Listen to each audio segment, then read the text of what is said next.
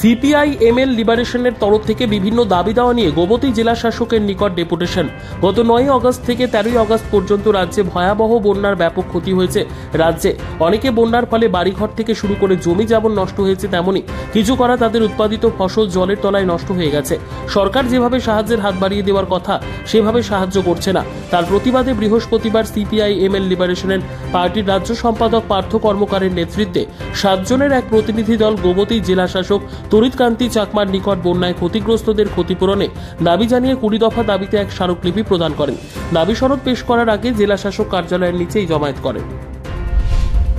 বন্যায় যারা ক্ষতি হয়েছে, বিশেষত কৃষক, ক্ষেতমজুর, গ্রামীণ মজুর, পান চাষি, মৎস্য চাষি এবং যারা বাগিচা আছে তাদের যে ধ্বংস হয়েছে, তাদের উপযুক্ত ন্যায়সঙ্গত ক্ষতিপূরণের দাবি 20 দফা দাবিতে আজকে ডিএমের কাছে আমরা ডেপুটেশনে যাচ্ছি।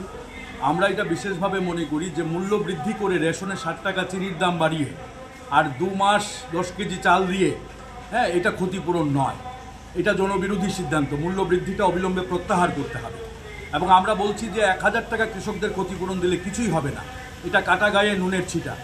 আমরা বলছি যে ন্যায়সঙ্গত ক্ষতিপূরণ, সংবিধানের 21 নম্বর অনুচ্ছেদে জীবনের অধিকার, বাসস্থানের অধিকার, পেশার অধিকার, এটা মৌলিক অধিকার।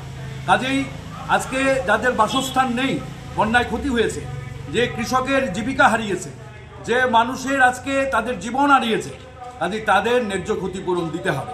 আমরা বলছি রাজ্যকে জাতীয় বিপর্যয় এলাকা ঘোষণা করতে হবে, 15,000 কোটি টাকা বরাদ্দ করতে হবে।